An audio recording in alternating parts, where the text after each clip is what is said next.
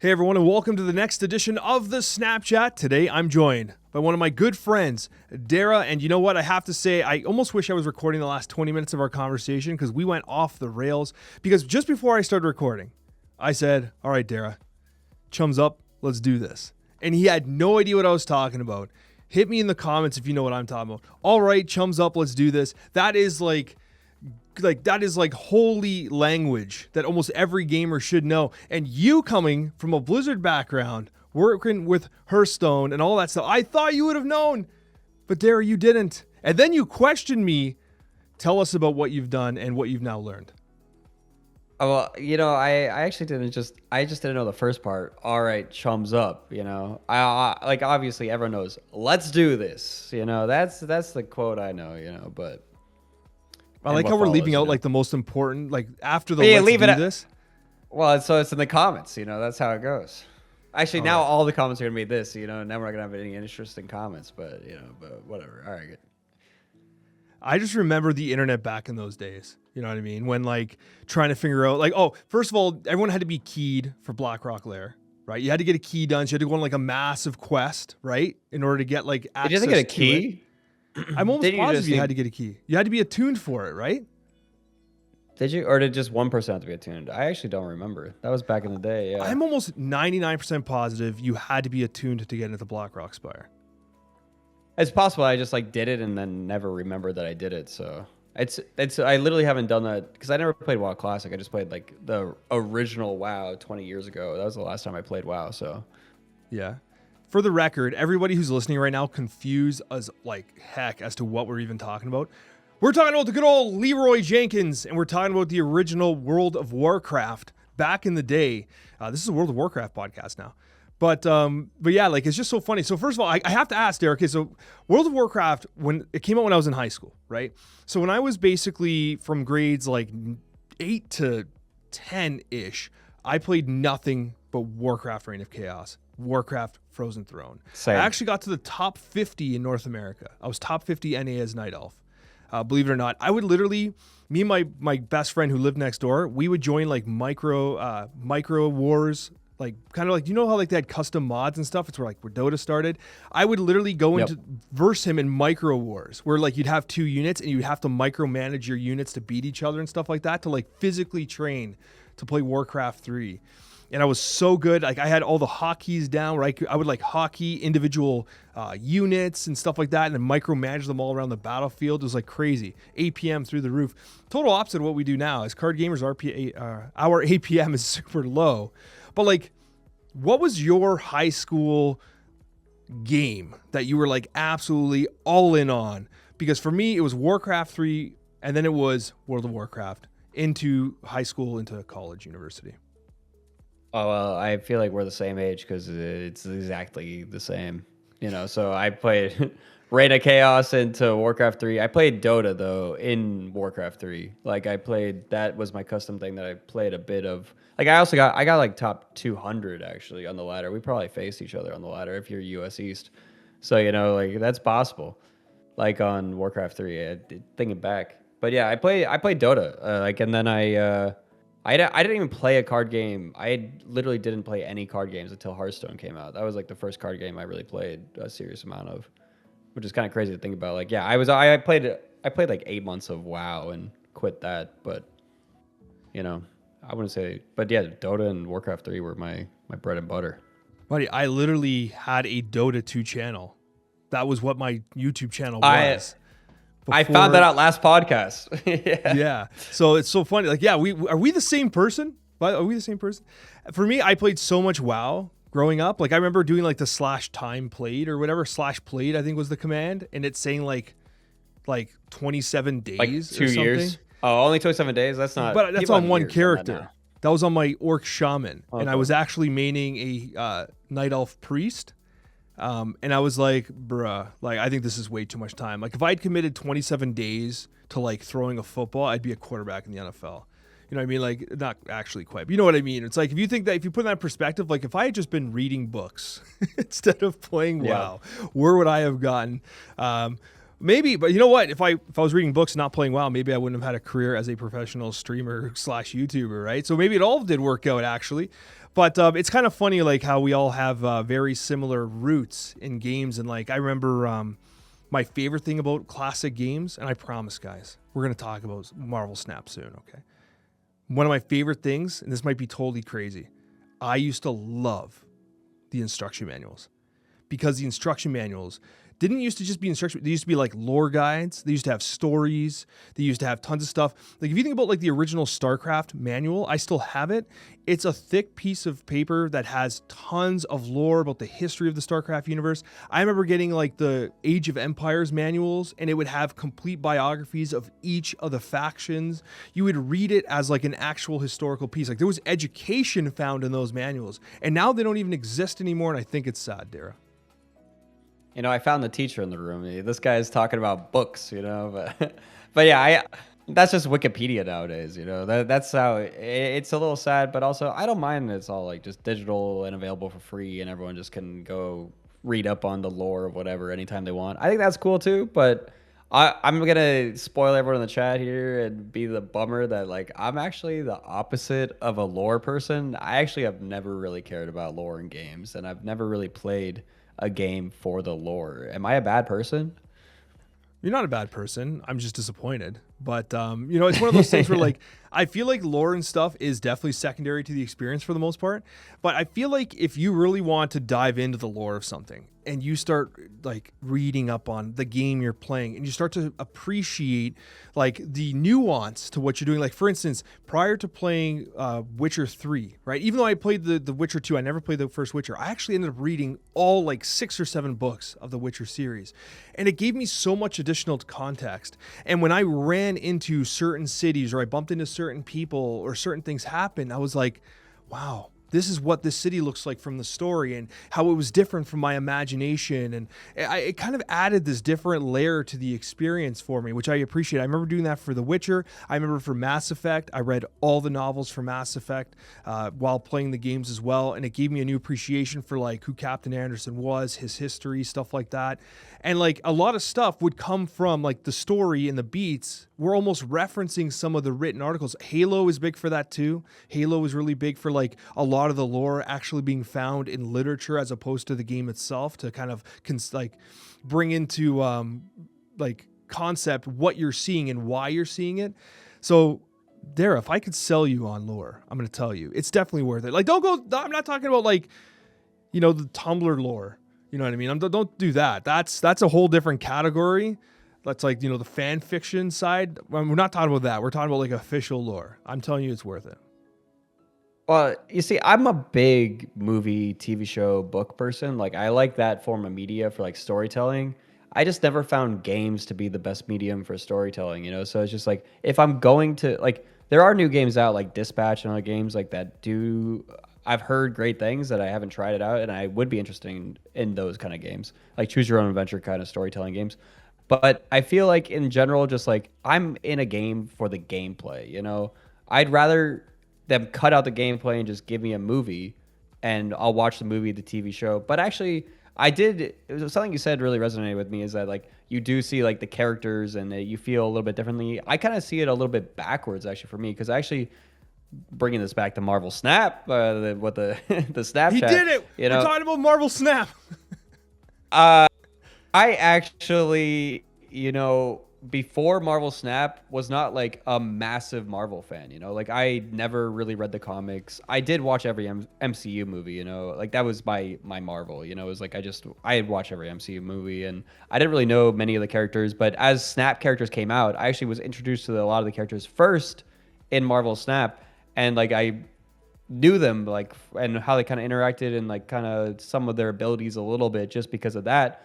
And then when I would go watch a movie that they had the character in Snap before I saw the movie or whatever, I'm like, oh, there's Ebony Maw, you know, or something like that. I'm just like, there's this character, you know. It's just like just random characters. I have no idea who they were, you know, before. I'd never even paid attention to that character before I knew it in Marvel Snap. And now it comes out and I'm like, oh, I know who that is. That's kind of cool. I experienced the exact same thing, like watching back the original X-Men and seeing like Sauron and Kazar and stuff like that. I thought that was super cool. And you're right, like once you put a name to the face, it's just like the story resonates a little differently with you, right? They're not just faceless characters that are like, dime a dozen. Like, no, that's Iceman or whatever. And I think that's particularly cool, right? Even like Havoc and Polaris and stuff like that, like seeing them in like kind of the X-Men series was kind of cool too. I still have not finished X-Men 97. I'm on like the last episode, which is so stupid. Like I don't know why I do this all the time. I do this all the time, guys. There are a bunch of things that I'm on like the last stage of, like the new Dragon Age game. I'm literally on like the last mission. Like it was like, are you sure you want to continue? There's no going back. And I'm like, all right, I'll play that later. And it's been like 2 years. I've not finished X-Men 97 despite being on the last episode. There's a whole bunch of examples of this. I didn't finish Midnight Suns. I was on the last mission of Marvel's Midnight Suns for like 7 months until I eventually just did it one day when I was sick. I was like, I just got to finish this game. So I just did it. So, maybe next time we talk, I'll have to report back on the end of X-Men 97. But, that was fun, man. It's fun. It's so crazy to me to think that, like, despite the fact that, like, we come from completely different areas, different countries, really, and yet we had such a very similar experience with, like, the games we were playing and where we've ultimately ended up, too, right? I think that's so fascinating. Just like I find Ezekiel Sims fascinating, how about that transition? Ezekiel Sims, I got to tell you, this is a card that to suggest that I'm not particularly excited about would be an understatement. Dera, Ezekiel Sims did come out in the Series 5 packs this week, and despite ultimately having pretty okay stats, he felt slightly underwhelming. I'd be interested in your thoughts and what your experience with Ezekiel Sims has been. I actually completely disagree. I think he's been cracked. Like, actually, like, I'm not even just like glazing the card. Yeah, I actually have been playing a lot of Ezekiel Sims the last like 4 or 5 days, and I think he's actually been carrying some heavy weight. Like, I've been playing him in just like a Hydrostomper deck. The Hydrostomper deck, I think, just like it moves a lot of stuff around. He's moving around a lot, and it's just been really, really good. Like, Ezekiel is a 2/6 minimum in those decks all the time, and then he's a 2/8, and he combos with Kraven, he combos with Hydrostomper. So not only is he a 2/6 2/8, he's also buffing these other cards around. So I think it's really good. Okay, interesting. So, like for me, I definitely felt like he was okay at times. And I mean, it's nice to have like move enablers. And also, even if he doesn't move, like let's say locations are full or whatever, he'll still get the buff, which I think is beneficial. Like he still gets that additional power. I think the buff to Vision helped because it gave you another line to like, oh, he's a 2/8, Vision's now a 5/9. So it'll allow Ezekiel Sims to jump again. Small things like that I think did help Ezekiel Sims overall. The problem is that like I felt like he was pretty high committal. Like he was good power, like you're suggesting, but like how would you compare? Like how would you sell someone spending 6K tokens on Ezekiel Sims when they have something like a Silk? Well, I'm saying you put Silk and Ezekiel Sims together. Like that's what I'm saying. Like he's a card in the deck. I think Ezekiel Sims and Silk are pretty even in that deck. Like I actually think.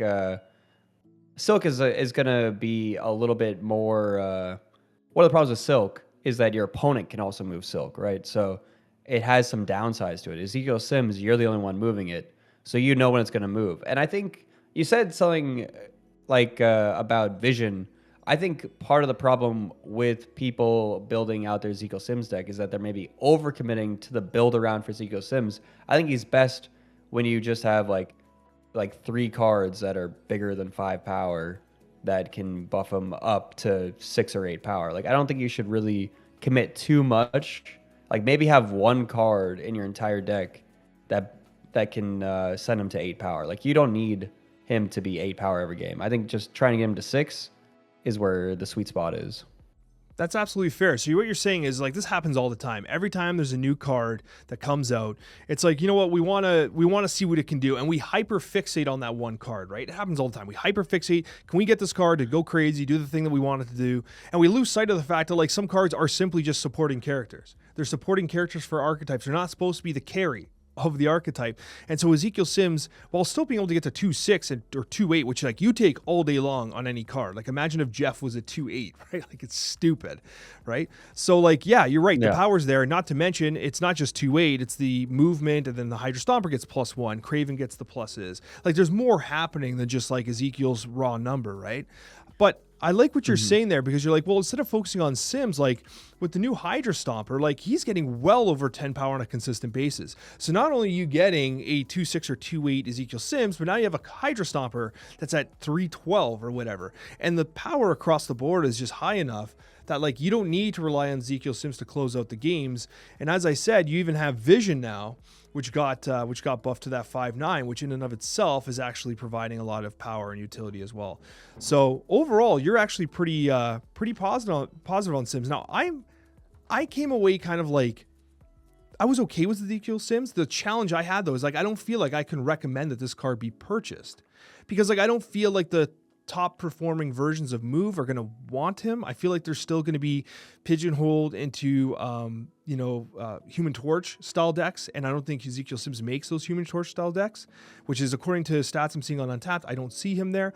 In fact, according to Untapped, the highest win rate version of Ezekiel Sims is actually a Sauron Surtur deck, because it has so many high power cards that can bounce it around. It's running a 55% win rate.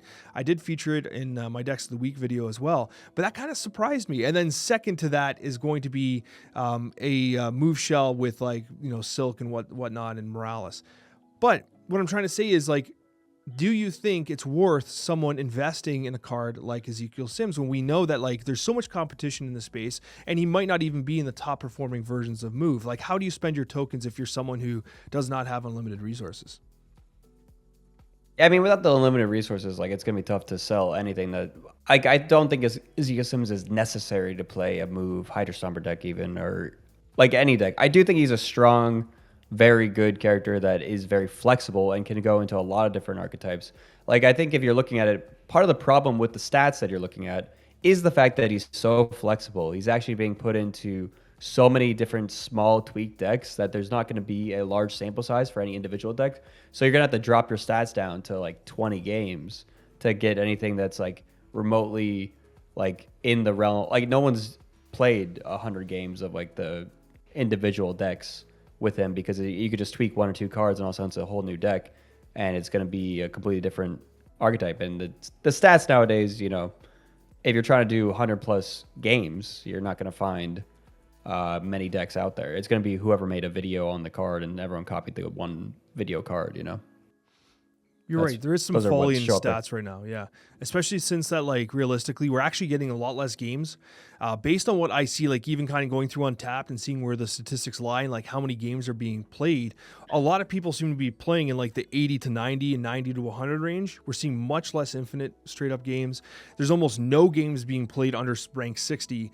So it looks like people are kind of ranking up towards the 80 range and then getting, like, stuck in this limbo, which we've talked about. And actually, we got, like, a bunch of comments about that, too. I don't think we're talking about it today, but a lot of people talking about, like, the bots still being frustrating for the most part, and they're finding the grind experience not favorable. It seems as though people really did like that throw bot every once in a while. They just gave them the 8 cubes to help them kind of keep stepping up that rung, because I think a lot of people just want to get to infinite. They want to get the 90 reward for the 500 gold. They want to just start playing the game again. They don't want to have to worry about the ranked experience or whatever, and I feel like they're getting kind of bogged down in that. But I do like what you're saying, because like you're right, it's hard to focus on like what the popular decks are doing sometimes, because there could be a cook out there where Ezekiel Sims is underutilized. And we do see this from time to time where like, cards come out and they're kind of ho-hum. Like Prodigy was a great example of this.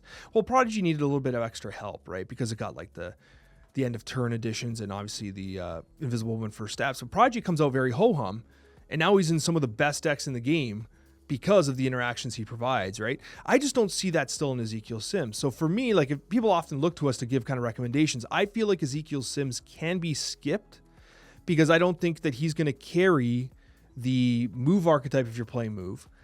And I don't think that he completely replaces Silk, despite the fact that you brought up a lot of good points as to how he's differentiated. But at the same time, Dera, and I'd love your thoughts on this, I almost feel like I prefer move the way Ezekiel Sims is being played. I don't like the Human Torch. I'm getting a massive Human Torch going, moving around, Tribunal, whatever the garbage deck does. I'm sick of that. I'm sick of these these one trick move decks where it's like you either answer it or you don't. I don't like that play style. I like the idea of like, oh, there's a big Craven, there's a big Ezekiel Sims, visions moving around. I feel like that's the way move should be played. More of like a broad power across all these different cards as opposed to like this one stupid Human Torch card that just stands above the rest.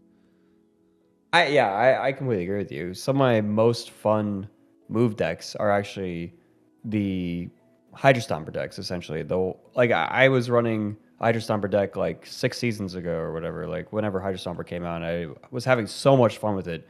It was actually one of my like favorite decks of the entire season, and I climbed the most with that deck the entire season. You know, it's actually good. I think it's underutilized, and I think that's one of the things that a lot of people don't really realize. And they even buffed Hydra Stomper for some reason, even though I think that card was cracked before they buffed it. And I think it's because they just want people to realize how good that deck is and be able to play it. And I've been having a blast with it and winning with it and climbing a good amount. I think it is one of those decks that are harder to play. Move by just an archetype is hard to play. It's just like that's one of the things. So you might not find a lot of success with it, and that might just be something that like maybe it is a skip for some people because it's like move just isn't for you. But it's like I think if you want to play move and you want to play it in a unique, not just like you said, pump up the Human Torch, boring old style move way, I think Ezekiel Sims is something that does enable that. And I don't even think that Ezekiel Sims is only good in those decks. I think you could play Ezekiel Sims in any sort of tempo deck, and it's going to be a good 2/6 in any of those decks as well. And you could just throw in like Batroc into that deck. I know that's not how you pronounce it, but that's how I say it. Batroc the Leaper, and Regis called him Batman. Yeah. Yeah, he's Bat Rock. That's what he is. But I like he just follows Ezekiel Sims around, and it's just growing. So I still like I don't know. I wouldn't say it's a hard skip. I think it's a very flexible card, and flexible cards are the ones that I try and recommend the most, actually. Like Merlin, for example, is just like a super flexible card that is also pretty powerful. Like I think that's something that it's just a good pickup for people that are just looking like what Series 5 cards can I pick up that like I can target that just are going to be good right now. It's like it's hard to pick just one or just a couple because you're like, okay, well you need 5 other cards to get that one to work, you know? But a card that could just be slotted into a lot of different things, I think, is pretty good to pick up.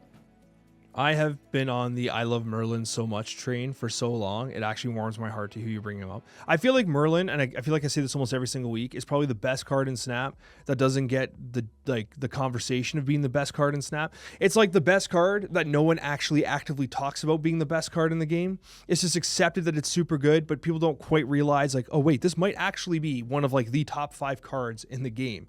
You know what I mean? And I think that Merlin is incredible. I think it was in a fantastic season pass design too, because it like literally could go anywhere. Talk about a great season pass card, right? Can go anywhere, doesn't own itself to any particular archetype.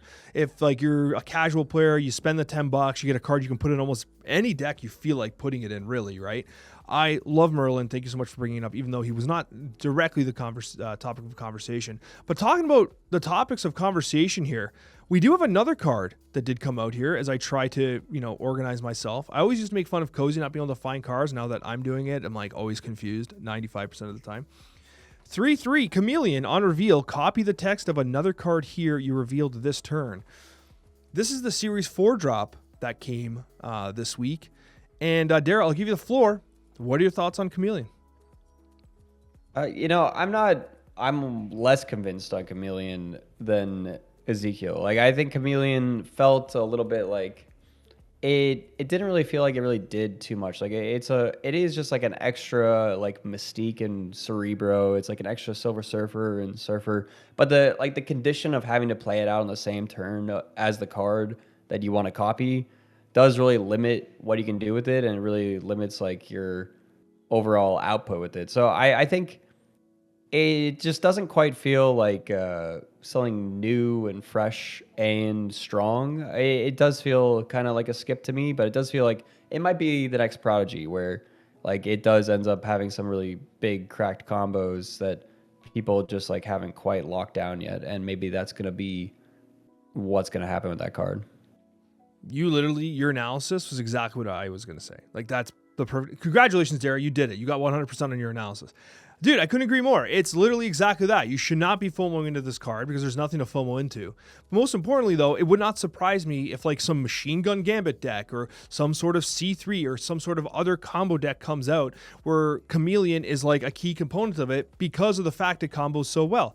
I had some hope that the like combination of like Hazmat with it and Ajax would have had some potential, but those decks are running like 49-50% win rate range, right? Like they're not excellent performers according to Untap based statistics, and it goes to show you that like honestly, like Chameleon just isn't it sometimes.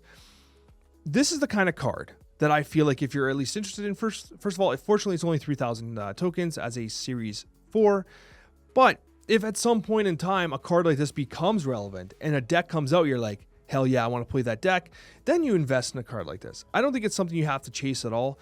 Statistically, we do not have, according to Untapped, just before recording, we don't have a positive win rate deck that has like more than 200 games on it. They're all running 49.6% win rates, 48%. That range, all very mediocre. And those are like Surfer decks, Ajax, Toxic decks, C3 decks, C3 running 47%. So, I mean, like, these are not good stats. Ranks 80 to 100, so you even have some bot inflation there. Stats don't back it up, and it also didn't pass, like, the play test either. Playing with it, I'm like, it had its moments. And I felt like, again, I've said this a couple times, but it's a kind of card that you can make in highlights look good. But in reality, you're like, nah, bro, this ain't it. You know what I mean? Yeah, exactly that. That's, like, it pops off when it pops off, but it doesn't pop off enough for you to be like, okay, this card is cracked. And you have like a good eye for like, like card design, stuff like that. It's one of the things I think that you're the best at.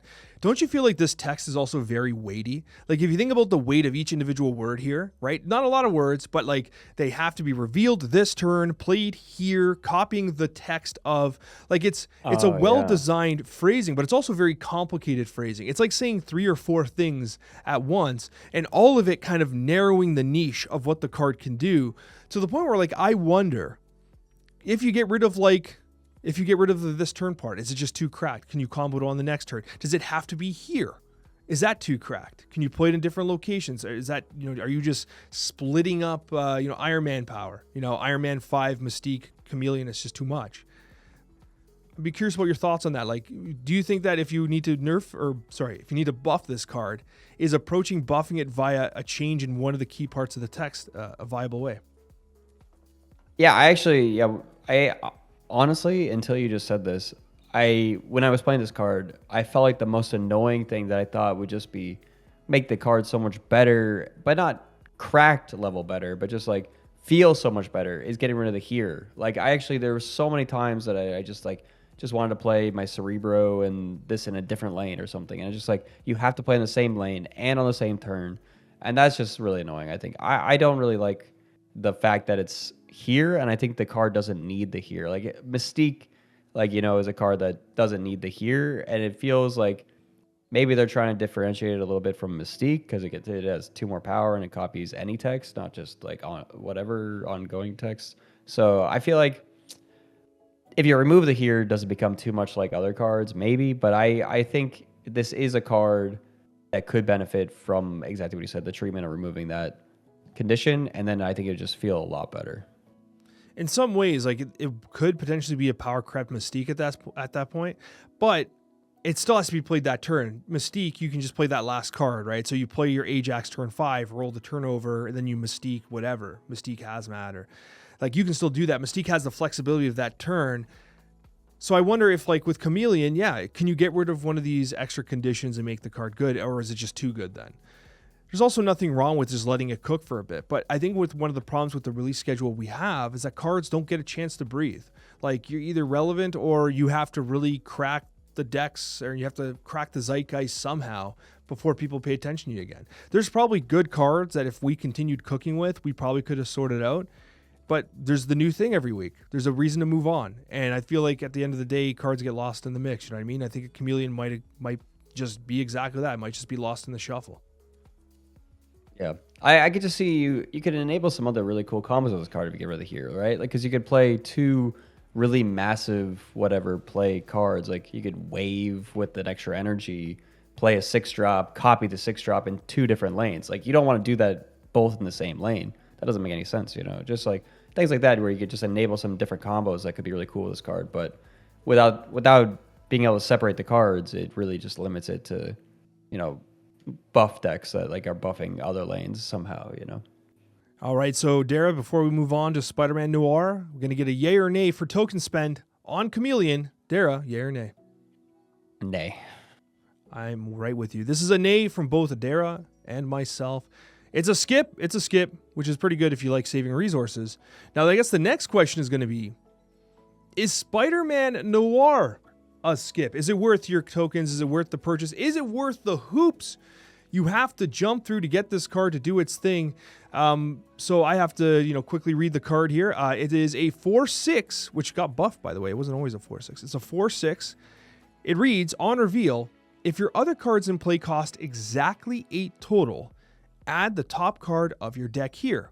Set its power to 8 as a 0/8. Dara, what are your thoughts? I think this card is busted. I think this card is going to be really good. I think the deck will kind of build itself in the fact that, like, I don't think it's going to be that hard to meet that condition, to be honest. And the only time it's not going to be easy to meet that condition is when you get, like, random RG locations that just give you random, like, thing on the board that puts you over the total. I think other than that, this card is going to be just, like, popping off. I could be wrong, like, but I actually do think the actual, when you get this condition met, it is such a big power spike that as long as you can meet that condition, like at least, 50, 60% of the games, I think that's going to be really, really cracked. So it's so interesting that you mentioned that, because I'm actually on the opposite end. I can see this card not landing on its feet. And not because of, like, okay, first of all, obviously it's an amazing effect. It's an extremely powerful effect. These are so many hoops to jump through, man. Like, this is a lot. And I think from a deck building perspective, like, it's possible. You can talk about Mysterios, and there's ways to get the numbers there. However, as you said, like, you get a Monster Island, you're cooked. You get, like, Ninja, and all of a sudden your math is off. You're cooked. You don't draw the cards you're expecting to draw in the order you expect to draw them. You're cooked. Like, there's so much that happens. And I feel like this is one of those cards, like, man, that's too much of a headache, Like, I could do all this, or I could just play Scream right now and it just does the thing and I just do my thing. And it's so much less stress, so much less math, so much less draw dependence. I just feel like the chances of this card being like a mainstay is so low because of its complexity.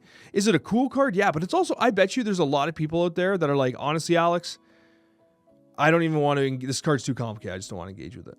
You know what I mean? I bet you there are people that are like, even after I've read it, they're still not even 100% sure what it does. It's a lot of text on one card for a singular effect, but you're right. It is powerful. But Dara, I'll pass it off to you in this though. Like, when do you snap with this? Do you snap when you're looking at your hand and you see, oh, I might be able to do this, but then you don't see the next 2 locations? What if the next 2 locations scam you, right? It's like one of those things where, like, how do you know when your snap condition is? I think, I'm going to relate it back to another 4/6 that has what some people thought were a lot of conditions and wasn't going to really work out. And now it's one of the most played cards and most overpowered cards in the game, Wiccan. And, that card also, everyone thought too many hoops is not worth it. I thought that too, even after the first 2 days of playing the card. And then now look at it. Wiccan is like one of the most cracked cards. And people are playing Quicksilver to play Wiccan, So I think that's going to be this card. I think people are going to maybe play some weird, like 1 and 2 cost cards that might not fit normally into the deck, but it's going to enable this card to go off. And when it does go off, this card is stronger than Wiccan when it goes off, in my opinion. So I think that is going to be, when you snap, is going to be like when you feel like you're reasonably going to meet the conditions and you have the card in hand. That's going to be the same thing as when you have Wiccan. That's what everyone does. They're like, oh, I have my 3-drop in hand. I have my Wiccan in hand. I'm going to snap them after turn 2, So that's pretty much how it goes. I think you're going to do the same thing with this. You're like, oh, I have the curve and I have the card in hand. Snap. So I think that, like, even if you are turn 1, if you have that, you're just going to snap. Turn 2, you snap. I think that's going to happen. That's fair. Now, are there any specific targets you want to hit with this 8 additional power? I mean, you can't control what's on the top of your deck, right? And so, like, obviously there's cards that you can use to lead into this, but we'll get into that in a second. What are the primary targets you want to hit with this? So I'm curious if this card, does it reveal with 8 power is the question. I actually don't know, because it says add the top card of your deck here, set the power to 8. So does it set it after, or is it like turning over with 8 power? Because if it's turning over with 8 power, you obviously want to have like a Mr. Sinister, a Brood. Like that's going to be huge, right? Like you could put like an Iron Man, but I actually don't think that's going to be the deck that you build with this. I think it is going to be Mr. Sinister, Brood stuff, and it's just going to be, you get some big power juicers. Let's be honest, right? Those are also the cards you might want to include in a deck like that anyways, because Mr. Sinister can be used to get the costs set up, right, for your play going into turn 4. A good example of that is also Luna. Well, Luna not necessarily benefiting from the 8, but Luna adds her own power, which is significant. Her 3, and also her little icicle is going to be a 1 cost as well. So that's another way you can do it. You have Squirrel Girl, which adds the 3 onto the field of play. Shauna does the same. There's lots of different options. However, I do like what you're saying here, because Brood and Mr. Sinister would probably be in those decks. I'm just trying to figure out, like, obviously people go to things like Iron Man and stuff like that. Gores, right? But at the end of the day, I think that having these replicated effects in these buff style decks would probably go a long way overall. So I guess I'll pass it to you here. What kind of deck do you see this performing the best in if you think it's going to be that cracked? Like I could see it going into just like a Surfer deck. I could see it going into just any other buff decks, like anything that where cards benefit for being buffed. Like it is technically, I don't know if you like have this hit a Shaw. Would Shaw gain power? I'm not sure, but maybe.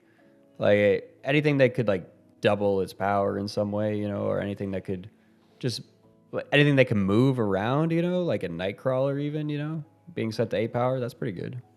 I think Sebastian Shaw would not get buffed because it's the card's power is being set. It's not being buffed itself, right? I think there's another card that's done that in the past. Like Sebastian Shaw, if it gets hit with like it's not a good example. I was trying to think like Bast sets the power, right? Agent Venom sets it's negative power. But yeah. Yeah, it's negative. But if you get it, like, yeah. There is a location that sets the power to 5, right? So with that, that sets not the base power though. This doesn't say base power though. It just says set the power. So I'm pretty sure it would get buffed if it counts Shaw being on the board when it gets the buff. Shaw gets it buffed actually in hand, in board, or in deck. So I'm pretty sure Shaw would get buffed. So are you suggesting that this could potentially like replace the likes of like a Galacta or a Gwenpool in a Surfer deck, or do you think that like those are still staples in there? Like usually you'd run Galacta, Gwenpool, but do you think you cut one of them for this? Yeah, I definitely think so. I think you would. It might just be a whole new deck archetype. It might not even run Surfer, to be honest. It might just be like a similar-ish deck to Surfer, like just a buff 'em up deck that runs this. Okay. Now, last week I came in star ratings wise around 2.5 to 3, feeling the doubt. Dera, if you were to provide a star rating, what would you provide out of 5? This I'd probably give it a 4. Nice 4, okay. And what do you think prevents it from getting to 5? I don't like just the conditions, I like it could be a 5, like if it is like something that just like pops off enough. Like if it ends up like 75% of your games this is going off, like I think Wiccan is close to a 5 nowadays, like it people have now made decks that are just so consistent with Wiccan that it just like it gets its value so often, and you're able to snap well with it, and you're able to get all the stuff with it. If this deck ends up being as consistent as that, which I don't know if it will be, because Wiccan benefits from having like most good Wiccan decks nowadays run Quicksilver, Domino, and Domino is just like a good card again because it was 2/4 now. Like that's part of the reason why it's so good now. But this card won't use those cards, so it's not going to have the consistency there that Wiccan does. So it's not going to be a 5 like that, I don't think. But it'll be a 4 potentially if it can have some of the consistency. So it's funny to hear you say that because, like, again, I'm playing a little bit as devil's advocate here, because we just finished talking about Chameleon, where it's like the text and the hoops to jump through were the primary thing holding that card back, right? And it almost brings me back to mind of like what it was like to play the original Miss Marvel. Ms. Marvel's original conditions were relatively straightforward. We actually oversold how hard it would be to meet the conditions of the original Ms. Marvel. And then not only did they nerf her power a little bit, which they eventually gave back, but they increased the conditions substantially for Ms. Marvel to get that effect. And that card has been basically invisible ever since. And so with something like Spider-Man-Noir, you're looking at like a pretty extreme example of like having to jump through hoops to get that example or get that proc off. The one thing where I see potential cube equity here is that your opponent doesn't necessarily, like, I'm not convinced that it'll read like a Spider-Man-Noir deck. Like, you could snap into this having played your cards down, and they'll see, like, oh, they played Squirrel Girl and whatever, and, like, what is this Zoo deck? And, like, you snap going into the turn 4 playing your Spider-Man-Noir. Like, I don't think it might reveal its hand as quickly as some other shells do, you know what I mean? I think that could be potentially beneficial for it. But I don't want to understate how hard it is to get ideal conditions all the time, right? And it's funny you mentioned Wiccan too, because Wiccan actually, just remember, it got nerfed too, right? Like, it was a 4/7. And you're right, people did doubt it. And it has been consistently one of the best cards in the game for the longest time. I wonder if Spider-Man-Noir can get there, because I feel like at some point, whether it's you or some crazy chef, someone's going to cook a deck with this that's going to be surprisingly consistent with the way it plays out. And maybe that's exactly what this card needs, you know? Yeah, I think I have a day one prediction that this card is deemed bad. Like, that's what I think is going to happen day one. People are not going to be able to really tweak it and find the exact sauce day one. Maybe even day 2, day 3. People are going to be like, I don't know about this. It's kind of a flop. Similar thing happened to Wiccan. I think that's, and maybe it will need a tweak or two with certain cards, and then all of a sudden it pops off. I think that's possible. Like, I think it's possible that it does flop upon release, but I think it will find its place, and I think it will work its way in there. And obviously, Second Dinner has been known to, if cards flop hard enough, to give them a little love. So this might end up 4/7, 4/8, you know. Who knows? Well, it started as a doesn't 4/4, right? Well, yeah. So they might have found it a little bit too hard. But one thing that we've seen is that sometimes they don't quite cook the exact recipe for what is the best version of that card, you know. So I've seen their decks that they they pump into the auto deck builder on day one, and those decks are almost certainly like 6 cards off of what is optimal. So I don't know if they're trying to give an optimal deck with it, but they could definitely do with some tweaks, you know. Yeah, of course. So that's going to be the conversation about Spider-Man-Noir. So Dera here coming in a little spicy on Spider-Man-Noir. I have some doubts, but there is potential there, most certainly. Dera, that's going to take us to one of my favorite segments we do every single month, and that is going to be the top cards of the month. And this is our favorite cards that we've been playing consistently this month. They could be good cards, they could be bad cards. So the cards we're playing, the cards we're ranking with. Martyr's not mine, but Dera, I'm going to give you the floor. What is your one cost of the month? You know, Martyr was maybe going to be mine. That's crazy that you actually almost, like, that was, I was debating between Martyr, but I actually was going to just go with the boy we talked about earlier, Batrock. Because I think, you like, stole mine. No way. What are the chances? Well, if you want me, I could just do Martyr, because that glaze him. Yeah, Batrock, I think, is maybe the best one drop in the game. Like, I think it is one of those cards that just, like, it seems almost crazy that it is only 1 power, because it just becomes like 15, or not 15, like 16 or 14, obviously, because it gains +2. But it's just like, it's like such huge numbers sometimes by the end of the game. That's just like, how is this a 1-cost card that just like does so much?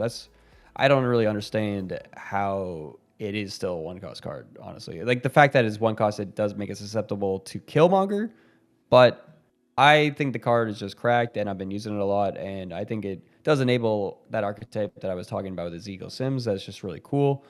Just moving a lot of stuff around, and then just buffing up the Hydra Craven, you know? It's so funny, because when you were talking about Ezekiel Sims and kind of, juicing him a little bit, I was thinking to myself, I was like, I don't want to bring it up, but like, I think one of the challenges with Ezekiel Sims is that, like, I'm getting Batroc the Leapers, like, to higher powers. You know what I mean? Like, I was getting better Batrocs than Ezekiel Sims. And for that reason, I was like, maybe I'm a little more ho-hum on Ezekiel Sims than not. But it might just be that Batroc the Leaper is crazy, crazy good. And even then, like, when this card released into Series 4, like, I think it was one of the best cards of that month, too. And it does not surprise me that you enjoy it. Now, I do pick backups just in case theft of my card of the month is there. And I'm going to say I think that the Hunger deserves a little bit of credit. I think the Hunger was a card that had a lot of doubts around it. You know, oh, it's a skill, whatever. Horde +3. What if Horde sucks? But what we're seeing is that with the buff alongside Horde, what Horde got, like you got a major buff to the Zombie Scarlet Witch, you got a major buff to Zombie Giant Man. And as a result, Hunger as a skill is perfect. You play it on top of the Zombie Scarlet Witch. It's free real estate, especially since on turn 6 you can combo this alongside something like the Zombie Giant Man. And so I think that Hunger ultimately ended up being a pretty good card for that archetype. Yeah, I completely agree with the Hunger, actually. That was my third card. If I, had to choose 3, it would have been Badrock, Martyr, and the Hunger were the 3 cards I was thinking about this month. So. Can I please ask you like what your sales pitch with Martyr was? I was just hovering and like I got to pick a card I know he's not going to talk about. So can you actually sell me on why you were going to talk about Martyr in the first place? There's actually like 3 different decks that are using Martyr right now. That's the thing. Like they're like C5 I played a lot this season. That's like one of these copes. Okay. As soon as C5 you said C5, cope. I'm like, all right, here we are. I have like a 66% win rate with C5 this season. It's pretty good. Like I was doing pretty well with C5. I think C5 is back, honestly. Well, Cerebro just don't listen to him. He's trying to bait you guys into playing C5 so he climbs easier. This is fake news if I've ever heard it. But no fake news. Like C5 has been cracked since the Ancient One, especially. Like the Ancient One really pops it off. Like I was playing a non-Ancient One version just because I saw it on Tapped and I wanted to give it a try, but I ended up ultimately putting Ancient One back in because it's just like it's way better. So like it is just like a really fun deck though. With Cerebro like has like 4 good decks right now that are actually all very playable. On that note, would you say that Cerebro like C2 is better than C3, or like what was your preferred version of Cerebro right now? C4 with what's been going on with the Shadow King? I actually think C5 might be my preferred version of Cerebro right now. Like funny enough, but I do think like C6 actually. I was just looking at some stats today. C6 looks like something I want to try, and it looks like it might be overtaking as the top Cerebro. A lot of people are coping C3. By coping, I mean like I think C3 is really good, but I think it runs into a few issues. I think, but it just got some new support with Chameleon. Maybe people are still trying to figure it out. It's got M'Baku, which actually I also thought about choosing M'Baku as my 1-cost card because it's also an interesting addition. But I think that's only going to be used in C3, so I didn't ultimately go with that. But yeah. That is a whole lot of cope. As we move to number 2, Dera, I'll give you the floor. Who is your number 2 of the month? Am I allowed to say Ezekiel? Because like that actually is like what I wanted to, like my favorite card of the month so far. 2 drop, really? Okay, like we already talked about him, but like you want to glaze him further? Well, yeah. Well, I just wanted to glaze him for a second there. Like I could choose another card, like. It's all going to come together when you see I chose Badrock, and I'm going to actually say Captain American Sam Wilson. I think he's back in a big way that I'm using him into my move deck with Badrock, and Badrock's just following around that shield, So I think that card actually is something that is one of the most flexible. You should pick that card up, if you don't have it yet, cards in the game. I feel like this card, though, has completely fallen off from what it was. Like, I wonder if, like, it's still good. It's still seen play in, like, obviously these move shells you're discussing with, like, Hydra Stomper, stuff like that. It loves that. It sees play in, like, the ongoing shells, which I think it still benefits from, especially those Spectrum ones. But, like, this card is a shell of what it was before. Like, it was cracked before, but, like, do you think it can be a 2-3 again? Like, does this need power? Does it need to be a 1-1 again? Like, you know what I mean? Like, that was the initiative granting side. I feel like we can give Sam Wilson something back. Do you? Or is it where it should be? I feel like it's strong right now, so I don't think you need to give anything back. Like, if you give anything back, I think it goes back to cracked, So, like, obviously it was a 2-3 with a 1-power shield before, right? So it's like it was way better. Like, it's lost 2 power, and the shield not having a power definitely hurt it a lot because it was just free priority early, which was just too cracked of a mechanic. I think right now it's in a solid spot where it feels strong. And it feels very playable, but it doesn't feel like it's going to be like overbearing in any way. It was kind of unfortunate when they changed the cost of the shields from from a 1 to a 0, because then it knocked out the Cull Obsidian plays that you were seeing with it, right? Because Cull Obsidian was a guaranteed play where you can move the shield and pick where Cull Obsidian went. So this card has seen some very interesting changes over the last little bit. And it's funny that you picked a move card, because by far my favorite card of the season thus far has been Scream. Can't get over it. I've been thoroughly enjoying playing Scream. Simply because, like, honestly, I ignore all the move crap that's going on. I do my thing, and I just clap cheeks with it. I think Scream... What are you shaking your head about over there? I honestly hate Scream players. I'm not gonna lie. Come you know, on, and everyone in the chat, right? Everyone in the comments, you know, they are definitely saying the same thing. They're like, these Scream guys, I can't imagine. You know, I see that Scream go down. That is like one of the most annoying things in the world. I'm just like, you know, it's just like that huge sigh. I'm just like, why is there a Scream on the other side of the board? It's just like, it's so annoying to play against. Because that archetype, that whole archetype is just the most annoying deck to play against in Marvel Snap. Just because it's just like, you're like, I wanted to put my card here. Now it's over here. I want to put my card here. Now it's losing 2 power and the Scream's got the power. You know, it's just like, it's very frustrating. That's crazy. That's such a hot take to me. Like, you're saying Scream's worse than like classic uninteractive Hela, or like OG G-Man, like Wolverine Wave G-Man. Like, you say it's worse than all those things. Yeah, because it's just like, it just makes it so I can't do what I want to do where I want to do it, you know? And it's just like, sure, it doesn't always like work when the person's doing that. And there are decks that just like don't really care about Scream. Obviously, if you just like run Luke Cage, you know, or like you don't care moving around some of your power. But I feel like so many decks just get like, it's just a little frustrating. You're like, like that card, now they clogged me in this lane because they pushed all my cards over here. Or they like, there is some RNG involved from the other side. But, you know, I do think it, for me personally, is what I find annoying, because it's just like, I have a plan that I'm planning out where I'm going to put my cards, what I'm going to do, and all of a sudden that plans doesn't matter, you know?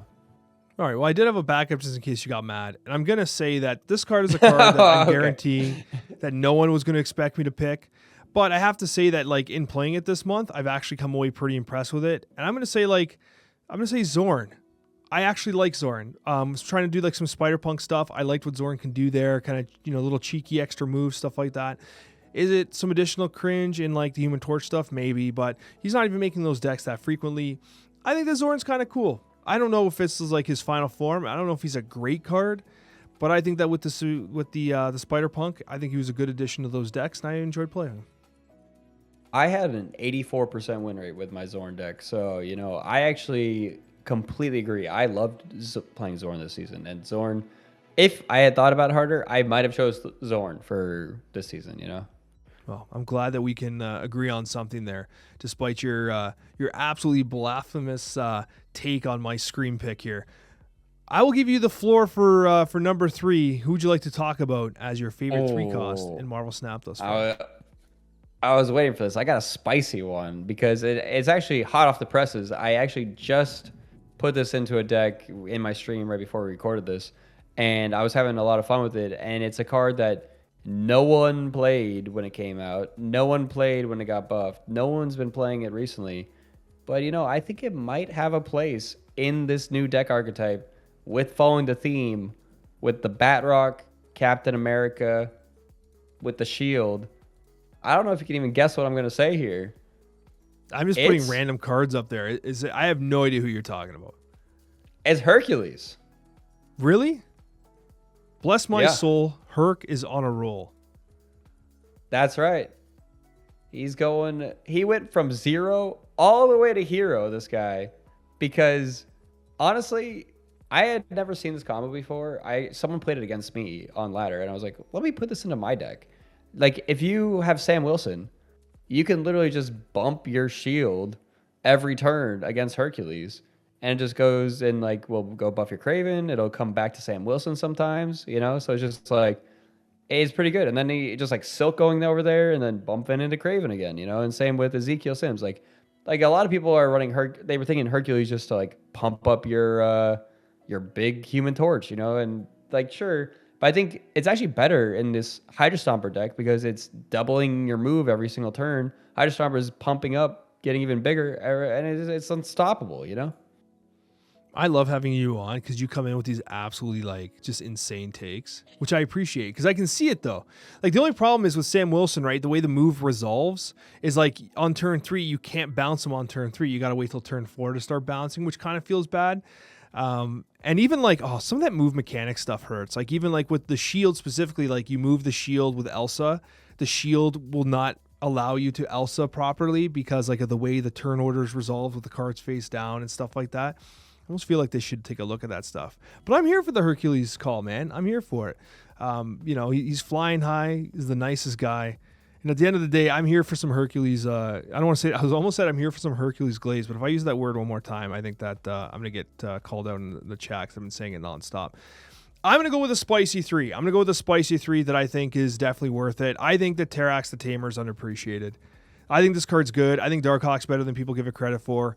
I think that the idea of clogging the deck and slamming down a big 5-drop in the case of something like a Darkhawk. I think that Terrax is relatively easy to get going, lane winning stuff. I've seen some like Quicksilver Wiccan decks using Terrax because you Quicksilver, you Domino, and Domino's big enough now that you almost always trade with Terrax. You have initiative. Terrax just doesn't even look at their power, right? You just kind of win the lane, pump their deck with 3 rocks. He's got an animation now. That's pretty exciting. I actually think Terrax is probably one of the least appreciated cards in Marvel Snap right now.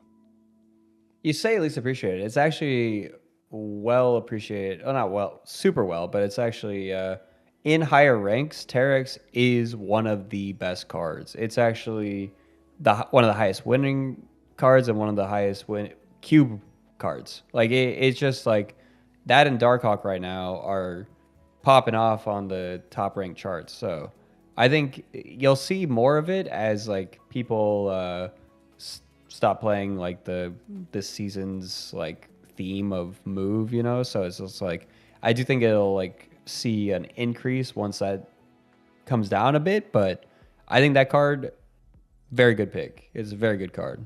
Like you're saying, it's underappreciated, and I do agree. It's played in 2% of top decks, which is not very high. Like Iron Patriots in 12%. You know, so it's like I think it's one of those things that people aren't really catching on quite yet. But I think it's just like it's an old deck. You know, it's just like a Darkhawk deck with the one new card in it. So people maybe aren't too keen on playing all the stuff. They want to try the new stuff. So I do think that they recognize the power, though, because it is just like, if you look at the stats, it has one of the highest cube rates, one of the highest win rates of all cards. So I think it's good. Yeah, good call on that. And for my 4-drop, I'm just going to say that Yor did bring it up. My 4 of the month is Wiccan for sure. I love this card. I can't get enough of it. I think it's fantastic. I've been chasing good splits with it. I can't get any luck with the splits. I'm bringing a tear to my eye, man. Just give me some good splits for Wiccan. But I think this card's fantastic, and we've talked about it so much. I don't want to continue to retread those tracks, but what's your 4 of the month? So 4 of the month, I think it's kind of along the lines, not of Wiccan, but of Wiccan support cards. I've actually seen some. I had a really fun deck with Malekith, actually, where you were playing out like the Domino to try and just like pull out your bad low cost cards. So you're not really running many no 1s and 2s in your deck, but you do run Malekith, so it's pulling out only really quality 3-drops, and it ends up like that was an original like Malekith thing that when he first came out was also happening. But Malekith, I think, is just like one of those still underappreciated cards, just similar to Terrax, that like it's super high win rate, super high cube rate, but it's still only around 2% played.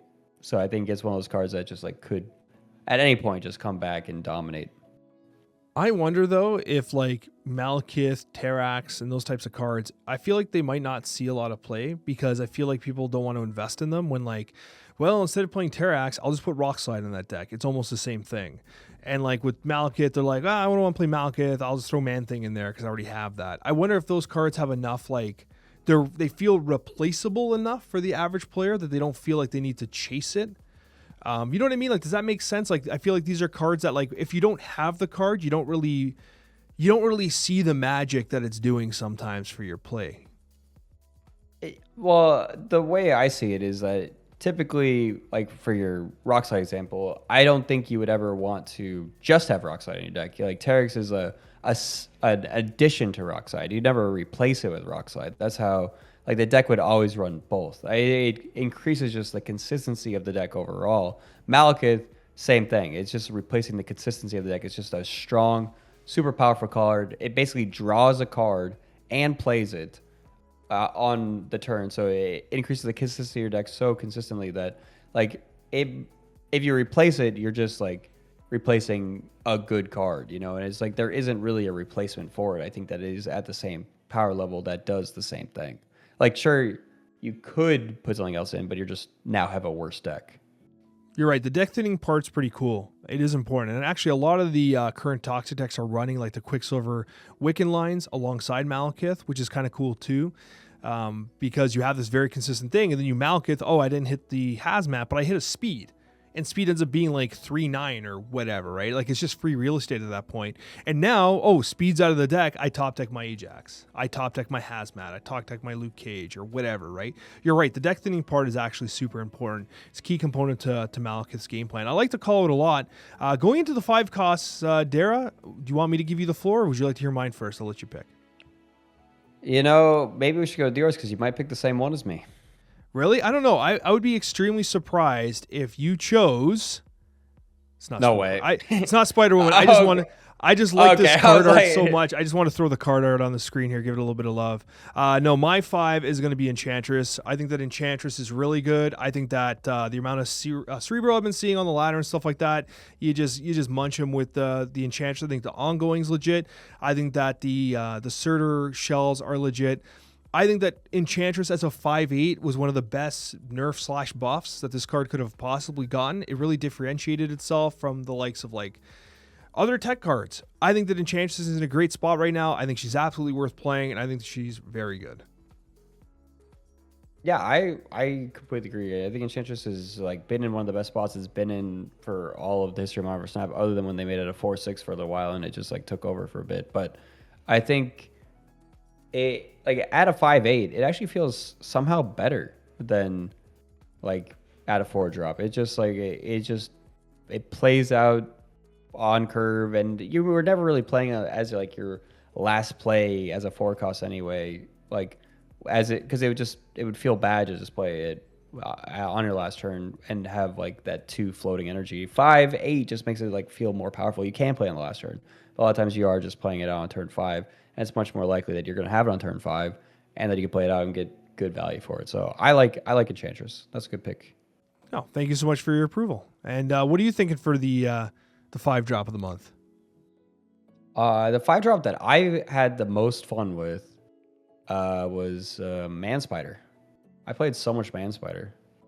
Honestly, it's just like it's huge. It just like it felt like such a cool card. Just like I felt like it was gonna get nerfed because it just felt like Panther on steroids. It just felt like it was like I was getting like 400 power cards like every game, and it just like felt like I was just always popping off. I don't know about you, but that card felt a little cracked for a while. Man Spider's really good. I like it. Does it feel like it's such a weird way to play Snap though?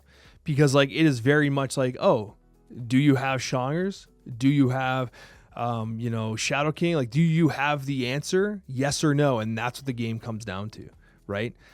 So I wonder if the cube equity side was hurt on this card, despite having a relatively solid win rate. But I do like the card. I think it's immensely powerful, and I think it's one of those examples, honestly, where like you have a super premium season pass card that's certainly better than the season pass card. Like I think this is better than Spider-Punk, despite the fact I like Spider-Punk. I think from like a pure like, well, which one you taking into a tournament? I'm taking Man Spider, 100% I am.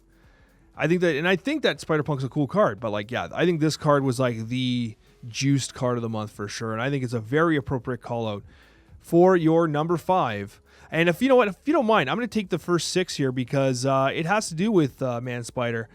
I've been loving Zola this month. I Zola'd Spiders.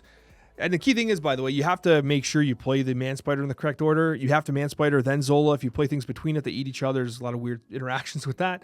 Just before people in the comments are like, Alex, you said I could play Arnim Zola. Why are they all eating each other? That's why. But I've actually really enjoyed Arnim Zola because I've been doing stuff like even I'm going to tell you something. A deck that I've been playing, which I almost did for my 5. I want to say that the Fallen one, I've kind of started to grow on a little bit because you can do, if you Fallen one and you get the combo right, you can go into turn 6 and do Black Panther Zola with all that energy you've got. And no one expects that. And I think that Zola is actually a really fun card in this game. And I feel like it's I don't want to say underappreciated because I think people get it, but I think it's just such a fascinating, interesting card that does a lot of really cool things. That's I completely agree. Like because of the man spider, just like getting 2 of them, it's cracked. I actually don't care for it in like destroy unless you're playing Nimrod destroy because that's actually kind of fun. But I think when I say I don't care for it, I mean like I think it's kind of boring. But in destroy, but I do think that the man spider Zola plays brought it back around. Like the times I like Zola is when you're doing something interesting with it. Like I actually kind of like the like Human Torch Zola kind of decks. I think those are more fun than like the other kind of Zola decks that are out there. But yeah, I think you probably see Zola the most in Mr. Negative nowadays. But I think that that's still just like you don't even need Zola in that deck for it to pop off. Yeah, absolutely. And who is your 6-drop of the month? Honestly, I found it hard to really pick a 6-drop this month because I feel like I'm not really running 6-drops this month. But the one deck that I did play quite a bit of, and I could just say like the 6-drop that was the most interesting card in it was Destroyer. So I was playing this like Nightmare Destroyer deck, and I think that Destroyer is big. It's 18 power nowadays. So it's one of those cards that I think you could definitely play that card and find success with it with a couple different decks with it. So I think it's kind of back in a way that like it's almost as big as Infinite now. Like this card started as like 14 power or something. I think it dropped to a 15. It was a 6/16, got nerfed to a 15, I think, and sat there for a while. Well, it was 6. No, I think it started as a 14 power card when it first came out. Did it not? Did it? Oh, I remember like on the heyday of like Marvel Snap's original launch, I feel like it was a 6/16. I think it got buffed to a 6 or 16 after a bit. Well, I can tell you what it was because it was the first card in Nexus events. So if I just go look up a Nexus events video, I wasn't even in the game yet. I wasn't in the beta yet. Oh, you were. Oh, so maybe you might have only seen it after it got buffed. I missed the wave season. I think I was invited to the beta. I think it was the Daredevil season. Mm-hmm. That would make sense. So yeah, Nexus events. I was not part of the game. Yeah, Destroyer was it was 16 on release. I was wrong. Boom. Okay. Get wrecked. Yep. For some reason I thought I remembered it at 14. Maybe I don't know why. It's been a long 3 years. Yeah, I understand. All right, chums, let's do this. Alex is ready. Let's do this. Let's do this. That's right. We're going to go to the Snapchat mailbag, my friend. We've got a couple questions, some funny interactions here. One coming from Slochin Games, and this was kind of interesting. Slochin Games commented, the best way to come back to a game like this is to never leave. And I was thinking about that comment because I think they meant it in like a positive way. You know what I mean? Like, because people are talking about, kind of burning out and stuff like that. But also I was thinking to myself, like, you know what? They're actually kind of right. Because if you leave Marvel Snap, coming back is so damn hard that like your best choice of if you ever intend to come back is just don't leave. Because one of the challenges I think new players are experiencing, because we are getting some new players here and there. Like I've been getting a couple comments like, hey, Alex, I'm kind of coming back, giving it a shot. And, the new player experience, the new reward track is kind of good and stuff like that. But they're so far behind that they don't know what to do and they can't build any of the decks. And so many new cards are coming out that they're just like, I'm going to bounce off. I'll see you later. You know what I mean? So I'm curious what your thoughts on that statement. The best way to come back to a game like this is to never leave. I think that's exactly what the game designers, well, the system designers are going for in Marvel Snap, is that their goal is to make it feel like you can't leave. And I think that has actually done them pretty well from a business standpoint for the people that have stayed. But it has done them a huge disservice in the fact that a lot of the systems that are there to keep you, making sure that you are just staying and that you have the FOMO to keep in the game and do your weekly missions and keep up with it, is that when you leave, coming back, like you said, feels impossible. And I think that is their biggest gap for this game. If you're a new player, if you're coming back, if you're a returning player, it feels really bad, and they need to do something about it to actually make it so that those players don't feel left behind, because that's just going to eventually kill the entire player base, because if no one can come back, when the people eventually leave, they're not going to come back. But I think right now we have been seeing that it is a pretty good time, your famous quote, to be playing Marvel Snap if you're a continuing player. If you continue to play, it feels pretty good. You get pretty good rewards. People have been telling me that they are free to play and they actually are gaining tokens every month. Like, they're going up in tokens and getting every card. I don't know how that's possible, but it's just like, it feels pretty good if you're just like playing the game consistently. It just really sucks if you don't, you know?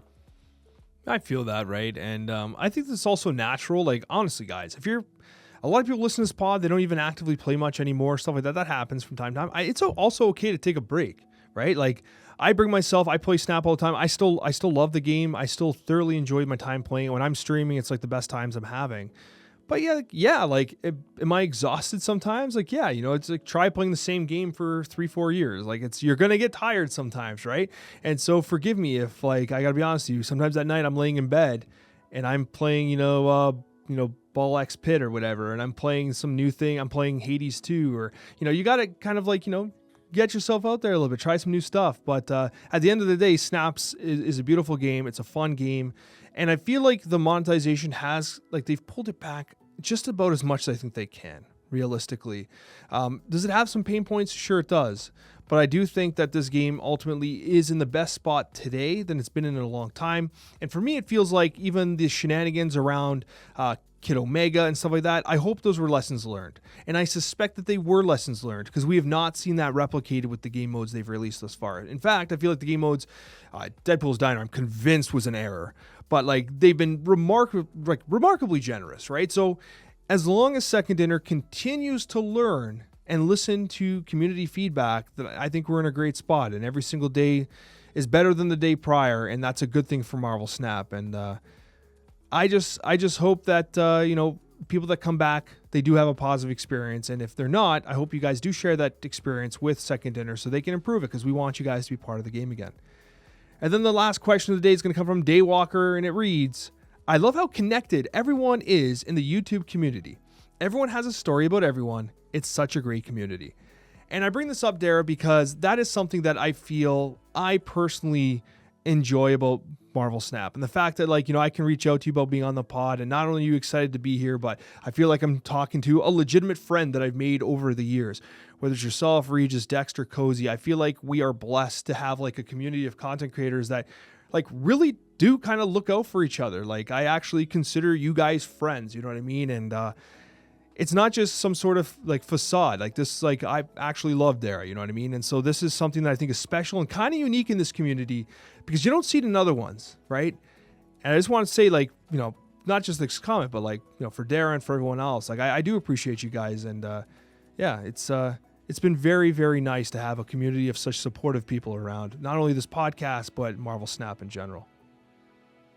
I love the community of Marvel Snap. It's actually like I'm sure you remember it, but just like that first tournament we had in New York City, where you came in and all these other people flew in, and I got to meet you face to face. We got to see everyone, and we were all talking and chatting.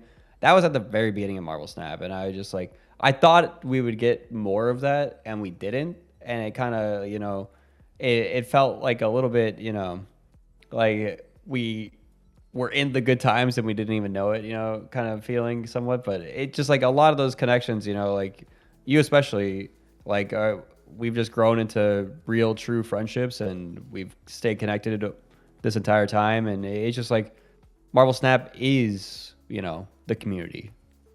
That's what makes it. To give you an idea of the kind of guy Dera is, I remember we met in New York City. Obviously, we had games with each other and stuff like that.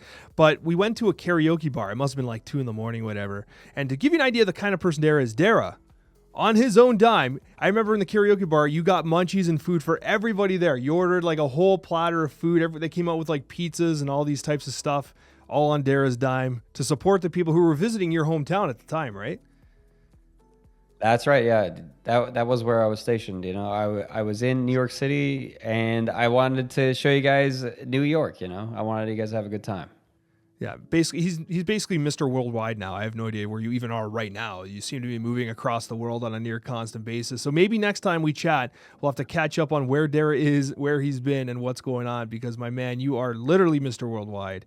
And with that being said, I want to say thank you so much to Dera. Dera, I'm going to leave all the links down below. I know you know him, but you got to make sure that you're subscribed to his YouTube. Make sure you're following on his Twitch TV.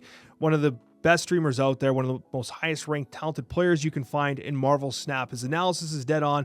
The man knows card games. What can I say? And he's an absolutely fantastic person. Definitely support him.